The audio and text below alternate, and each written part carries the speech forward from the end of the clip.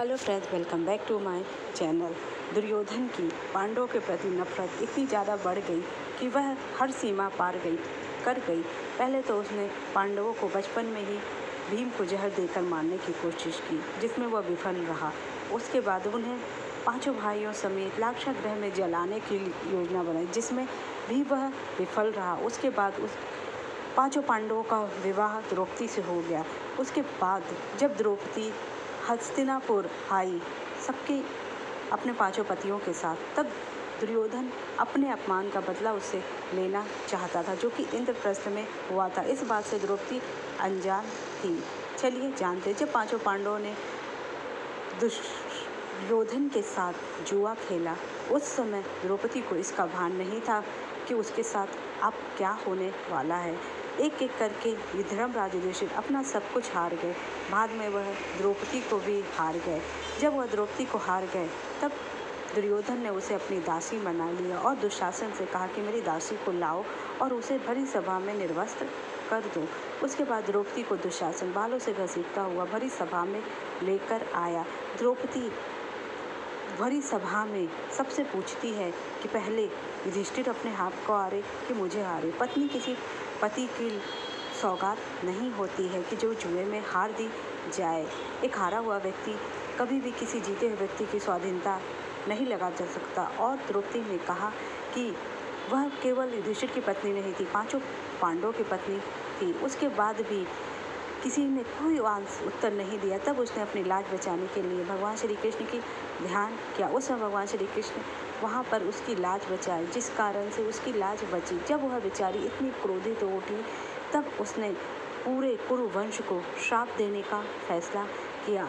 उसी समय माता गांधारी वहाँ पर आती हैं और द्रौपदी से कहती हैं कि पुत्री, श्राप ना देना।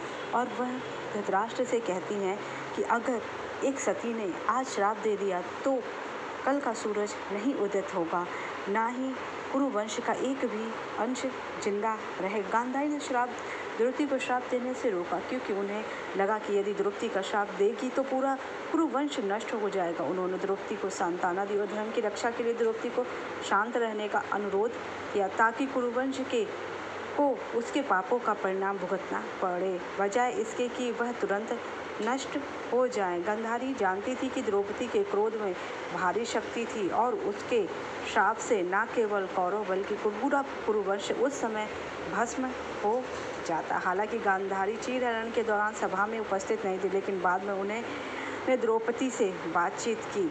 उन्होंने द्रौपदी को एक माँ के रूप में सांत्वना, क्योंकि वह जानती थी कि द्रौपदी के साथ बहुत ही ज़्यादा गलत हुआ है, जो कि एक सती के साथ नहीं होना चाहिए था।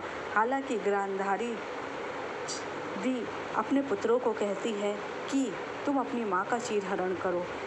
क्यों? जब तुम अपनी माँ समान भाभी का चीरहरण करने में कोई दिक्कत नहीं, तो माँ का चीरहरण करने में क्या है। उन्होंने द्रौपदी को बहुत समझाया और कहा कि हे पुत्री, तुम उनके पुत्रों को क्षमा कर दो, उनकी तरफ से मैं आपसे क्षमा मांग। गांधारी का उद्देश्य कुरुवंश की गरिमा और वंश को बचाना था, और उन्होंने द्रौपदी को श्राप देने से रोका, ताकि गुरुवंश के पतन के पीछे का कारण बना रहे और उन्हें अपने कर्मों का फल मिल सके, ना कि तुरंत उनका विनाश हो सके।